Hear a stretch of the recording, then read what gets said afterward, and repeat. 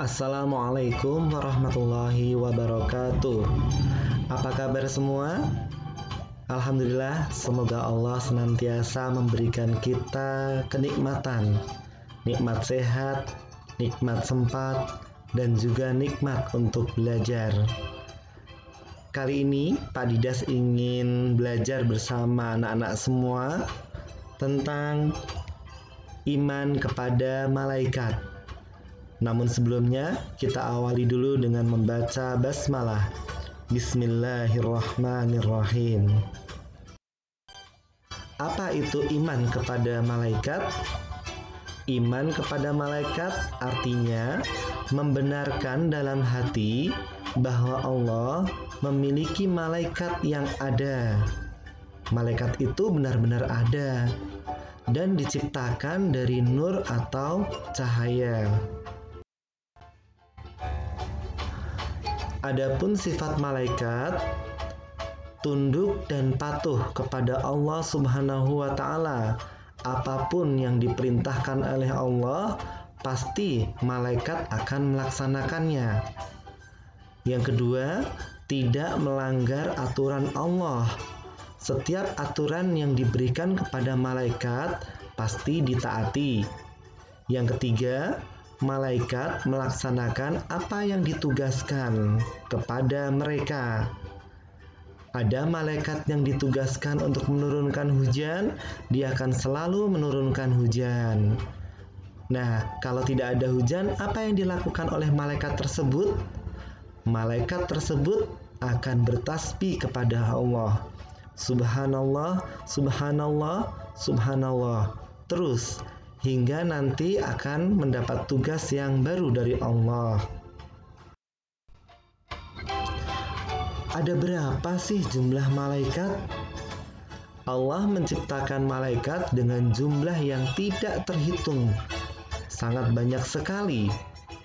Tapi dari sekian banyak malaikat, hanya ada 10 yang wajib kita ketahui. Apa saja nama malaikat itu? Yuk, coba kita pelajari bersama. 10 malaikat.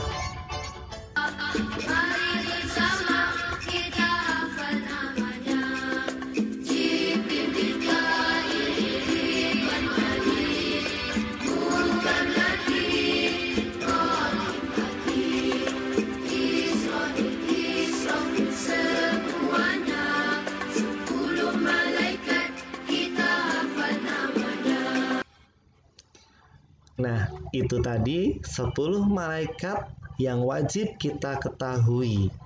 Jibril, Mikail, Ridwan, Malik, Munkar, Nakir, Raqib, Atid, Israil, dan Israfil.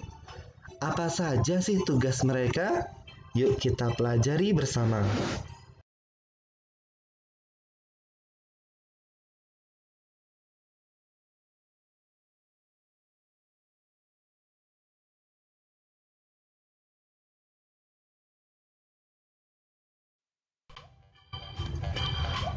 Tugas malaikat Jibril membawa wahyu kepada para nabi.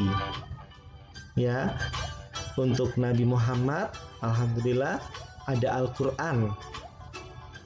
Menjaga Madinah dari Dajjal. Yang ketiga, turun waktu Lailatul Qadar. Yang keempat, membawa risalah kepada setiap makhluk. Adapun tugas malaikat Mikail, yang pertama membagi rizki, yang kedua menjaga Mekah dari Dajjal, dan yang ketiga mengatur air yang turun dari langit atau bersumber dari bumi.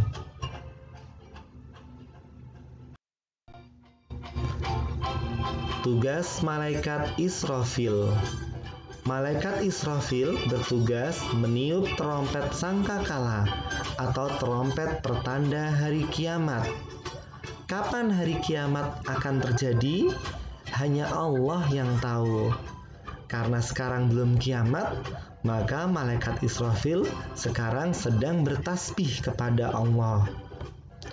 Oh ya anak-anak, gambar-gambar yang Pak Didas masukkan ini hanyalah gambar ilustrasi, bukan gambar yang sebenarnya.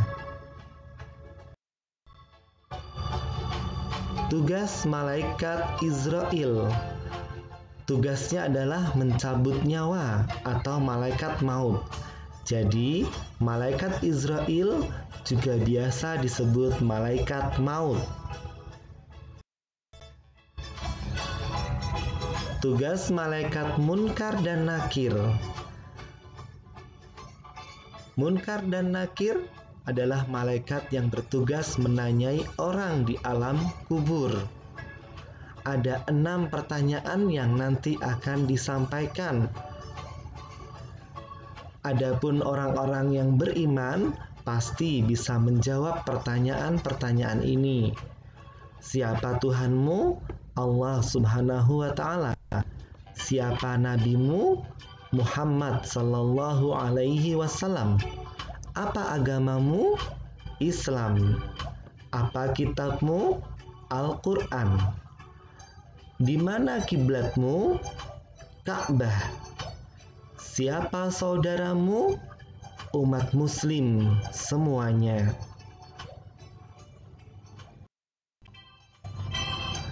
Selanjutnya adalah tugas malaikat Raqib. Malaikat Raqib bertugas mencatat segala amal kebaikan. Oleh karena itu, sekecil apapun amal kebaikan yang kita lakukan, malaikat Raqib pasti mencatatnya.